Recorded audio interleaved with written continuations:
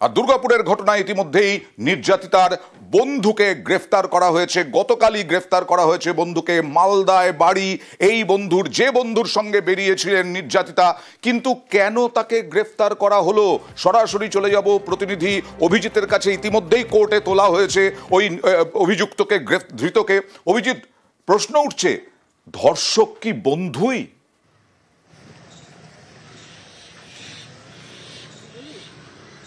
এই প্রশ্নটা থাকছে পুলিশের কাছেও। পুলিশ প্রথম দিন থেকেই সন্দেহের তালিকা থেকে বাদ দেয়নি তার বন্ধুকে।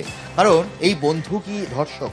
কারণ যেভাবে এই বন্ধু তার দায়িত্ব পালন করেনি, একজন বন্ধু আরেকজন বন্ধুর জন্য যে সাধারণ স্বাভাবিক যে কর্তব্য পালন করে সেই কর্তব্য পালন করেনি, কর্তব্য পালন অপারগতা দেখিয়েছে। এবং যেভাবে ফেলে পালিয়ে এসেছিল এই বন্ধু, যে বয়ান তিনি দিয়েছিলেন সেই বয়ান পুঙ্খানুপুঙ্খভাবে খতিয়ে দেখেছে পুলিশ। এবং গতকালও তাকে নিয়ে পুনর্নির্মাণ করেছিল, রিকনস্ট্রাকশন করেছিল এই বন্ধুকে দিয়ে ওই জঙ্গলে।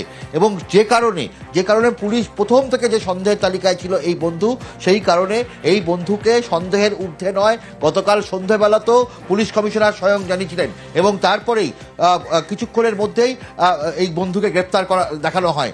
এবং যেভাবে বলা হচ্ছে যে এই বন্ধু তিনি যে বক্তব্যগুলো রেখেছিলেন সেই বক্তব্যে প্রচুর অসঙ্গতি, অর্থাৎ মাঝে প্রচুর মিথ্যে বলেছেন তিনি। এবং তদন্তকারী আধিকারিকদের কাছে সেটা সুস্পষ্ট হয়ে যায়। এবং একই সঙ্গে তার কল রেকর্ডস খতিয়ে দেখা হয়। এবং তার কাছে যে মোবাইল ফোন ছিল, তিনি সেই মোবাইল ফোন নিয়ে এই বন্ধু কেন পুলিশকে কমপ্লেন করেনি, কেন হাসপাতালের নিরাপত্তা রক্ষীদের জানায়নি, কেন তার অন্যান্য বন্ধুদের জানায়নি, সেই প্রশ্নগুলো পুলিশকে ভাবিয়ে তুলেছিল। এবং সমস্ত কিছু দেখেই তারা থেকে গ্রেফতার করেছে। ইতিমধ্যেই আদালতে তোলা হয়েছে, কোর্টে তোলা হয়েছে। কি হচ্ছে শুনানি সেই বিষয়েও আমাদের নজর থাকবে।